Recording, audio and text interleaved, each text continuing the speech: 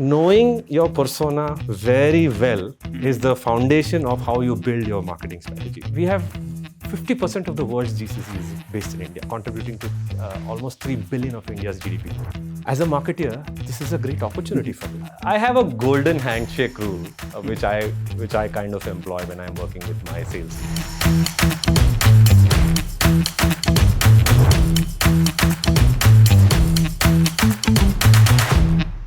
Hello everyone, welcome to another episode of Conversion Conundrums Season 2 brought to you by Economic Times Brand Equity. Today, to unplug B2B marketing and decode the challenges that they face on a daily basis, I have with me Mr. Arjun Laxminarasu. He is the Senior Director of Marketing at ServiceNow India. Welcome to the show, Arjun. Thanks, Anirban. It's absolutely delightful to be here.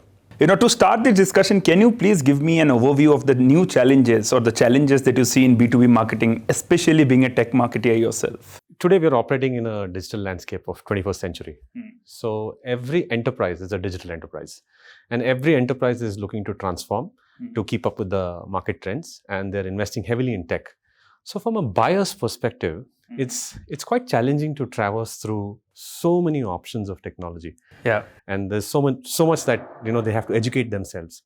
So that's one challenge that I would look at from a buyer's perspective. Now, to answer your question, from a software enterprise perspective, from a vendor's perspective, I wouldn't call it a challenge, but it's an opportunity to show up at the right time, at the right place. Not only showing up at the right time, at the right place, but showing up really strong in terms of the representation of what the buyer is looking for and how exactly we can service that buyer. Yeah, okay. In order to gain the trust. So the trust factor, the bond that builds on this trust factor becomes core to whatever I devise in terms of strategies. Okay. So how do we kind of scale this trust? And then, I go back in how I plan my content strategy, how I plan my digital strategy, how I enable and have alignment with my sales. So we all kind of show up strong to gain that trust. Okay, fantastic. You mentioned about the options and that actually makes things even more complicated, right? So today you are marketing for, BFSI or for retail and also at the same time for CMOs and then CIOs. Is there a one messaging strategy that fits for all or do you personalize? It's a mix of both. But I would say you have a lot more percentage in hyper-personalization for especially tech brands today. Let me give you probably a concept of, kind of give an example of a concept of storytelling. Storytelling is foundationally, I would say, a structure. It's called a 3-arc structure, which is heavily used. And if you kind of read, consume, watch any story, it kind of revolves around this structure. Correct. You have a character which you empathize with, and that's through which you elicit emotions and you associate yourself to the story. That character faces a challenge, and then they move mountains, brings villages together to overcome that challenge and arrive at their destiny and win their goal, and you rejoice the story. Correct. Now you take the same 3-arc structure and you make it as a framework within marketing. I think you can call it account-based marketing, right? Okay. So you have a persona who you empathize with. It could be a CHRO, CIO, COO, CEO, or it could be a buying center within an industry, or it could be a buying center, or it could be an industry at whole. Yeah. So you empathize with that persona. That persona faces a challenge in a very business setup or a context. It could be numerous challenges that a business is facing to overcome and to achieve their goals of cost optimization or increase of revenue, increase in employee productivity. Your value prop of what you're going to be building, the value proposition of what you're going to be building based on the persona, makes that story that good of a story, makes that story as powerful as you can get. So be it banking, retail, or it could be FS overall, or any kind of persona or buying center, COO, CEO, or the buying center within an enterprise. When I say buying center, it could be a technology buying center, it could be a customer experience buying center. It's all about how do you kind of build a value proposition very specifically for that. So the latter always is a lot more truer in building a lot of hyper-personalization in terms of your campaigns and what you're curating for these buying centers or for these people who are making this decision. Great explanation, Arjun. Here I would like to know from you, how is it that data and analytics are playing a big role today in the way you are telling your stories, just to mention about personalization? How do you leverage data and analytics today, being a CMO? Data is the new oil. It's a data-driven economy, if I have to call it, right? And today, being a certain amount of data literate is very important as a professional, because you're part of a business or a line of business and a whole organization that is creating, generating, modifying huge amounts of data. And analytics is no longer a destination. It's scaled, it's democratized. It's part of every step of your planning process. Okay. So it's giving you, so analytics gives you information based on all of this data that you have. So now, as a market, and it's no different when it comes to a B2B marketing org also. Every part of your planning process, you have insights, be it target group analysis, what kind of demography, what kind of firmography, what kind of psychography are your target audience, and then your email analytics, your digital analytics. So every part of the process, you have insights that's helping you make informed decisions. I'll take a quick example. Yeah, sure. You, as an org, as a B2B org, you arrive at an X number. Yeah. Let's call it an X number for a lead to convert into a revenue, from an opportunity to a revenue. Correct. What is that X number? It's a number that you will arrive after viewing all the data and insights that you have. And it could be, say, 900 touches, 1,000 touches for a lead to convert into revenue. Correct. Now, you arrive at a number because of the data and insights that you have. And also now this data and analytics will also help you influence what kind of touches will you have. How can you make this X variable, bring it down or make it grow up so that, you're actually arriving at a faster closure. Correct. So that's, I think, embedded. Data analytics is kind of embedded in everything that you do in 21st century marketing. This lends me to my next question, Arjun. You mentioned about lead converting into a sale. What are your favorite strategies for demand generation? I mean, demand generation remains a critical part in B2B marketing today. I'll go back to what I mentioned earlier, 3-arc structure of storytelling, right? Storytelling is so, probably marketing is an offshoot of storytelling in what we do. And it's so much to do of how we tell our stories. And as a marketer, it's very important.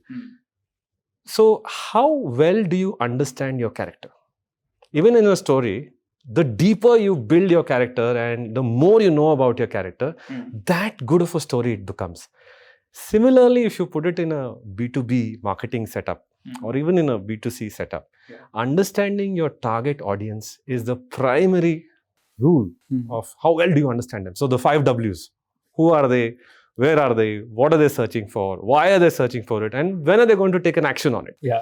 And then you club it with your 4 Ps, right? You know your audience, now you know now you're going to identify your product, what's the pricing that you're going to in the market, where is it that you're going to be placing this, and how you're going to be promoting this. So knowing your persona very well is the foundation of how you build your marketing strategy. And then there's a whole gamut of tools, techniques, that you employ, and you kind of build out your content strategy, your digital strategy, your field strategy, and all of that. But one thing stands out in 21st century. Because of the democratization of content creation. You would never imagine there were 10 years ago that you could make a career out of YouTube.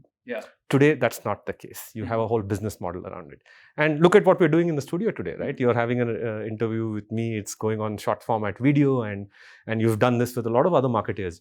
So a lot of brands are investing heavily in this kind of strategy where they want to be more social and more authentic to their audience so that they can gain that trust faster. So apart from a lot of traditional things that are happening, which is, digital content and field and all of that, this has taken up quite a lot of precedence in terms of investments and what you do as a brand in being more social and authentic. Can you give us some examples of how we have to adopt the marketing strategies based on the market dynamics that were changing so far? So now, for example, now at ServiceNow, if I have to talk about, let's talk about, a banking industry in India, right? It's a lot of pride for me and a lot of fellow Indians of how digital banking in our country has reached such far technological advancements, right? It's UPI and all of the digital banking, your online payments and everything that you do and interact with, it's amazing. And you step back and you think about the amount of applications, people, and platforms that have come together to build such a robust system. It's mind-blowing. Fantastic. And for a bank, it becomes even more important to, govern their systems and be compliant with the regulatory bodies and minimize the overall risk. And ServiceNow does a fantastic job around helping and simplifying and automating this for a bank. So we have, and if I have to dig further in and give you an example, today RBI gives out a lot of mandates for banks to comply with, because of all of the digital banking system that we've built. So at ServiceNow, we have a whole team of experts that curate a lot of things specifically to address these challenges for banks. This is one part, one industry. Now, if I look at GCCs as an example, right? We have 50% of the world's GCCs based in India, contributing to almost 3 billion of India's GDP.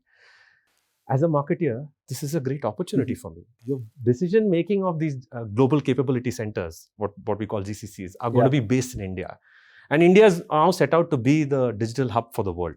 So again, as an organization at ServiceNow, we have a whole focus for this industry on how we curate campaigns, how do we kind of communicate stuff that will help them achieve their goals and overcome their challenges. Another example, look at retail. Today we are at what, 88 odd million square foot of space, retail space that's in India, which is projected to grow another 50%. So they're going to add another 45 million, totaling up to say another 138, 139 million square feet of retail space. Again, a great opportunity for tech companies to transform retail, to bring innovations there. And ServiceNow, I think this line comes to life really, right? The world works with ServiceNow. Fantastic. So a lot of people within ServiceNow very focused on this industry. A lot of experts who have been part of this industry are curating stuff and work with me to kind of build campaigns very specifically addressing retail, banking, GCC, or manufacturing, or rest of the financial sector. Fantastic. I'll again take you back to the core. We always read that the role of a marketer is actually to ensure the relationship and the long-term relationships with client, but you also have the immediate sales to look after. How do you balance the two? I have a golden handshake rule, which I kind of employ when I'm working with my sales team. Okay. A lot of it, say for an example, 80% of what I want to do or what we want to do as an organization in a particular region, we agree upon it and we say, okay, this is how we're going to be executing for the next 1 year, beginning of the financial year. And this 20% is always open for being agile and to address something that's immediate, which kind of stems from a sales coming back and saying, I need this immediately. Okay. So at the foundation of it, the intent is to be customer centric, to help through sales or directly to the customers. Always your intent is to how do we kind of aid the customer to help them, to service them in whatever they're looking out for. So with that intent, this balancing act is always on works. So it's always a trade-off that you're trying to kind of solve, or you're working with your sales to build, to nurture that relationship. But at the end of it, it's about, when you get to the bottom of it with sales also, how is it impacting the customer, even if it's an immediate need, versus something long-term that I'm doing for the customer.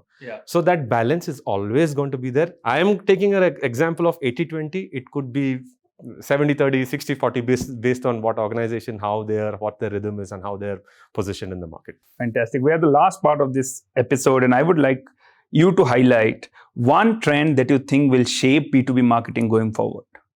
It's Gen AI. We're in 2024. Gen AI, we are in part of the Gen AI revolution. And right now it's in the periphery of a B2B marketing strategy. It's going to be at the core of it.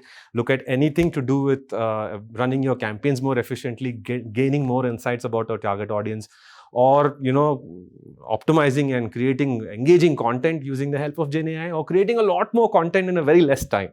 So Gen AI is definitely here. It's the biggest revolution that you're going to be seeing. It's the biggest trend that all of us as B2B marketers are going to be experiencing. And from a ServiceNow standpoint also, we are leading the way in Gen AI. We are bringing old tech, and our AI platform brings the old tech and new tech together and freeing up people to do more impactful work. Our Unified Now platform, it puts AI to work for an enterprise's customers, employees, IT operations, their app developers, their finance and supply chain.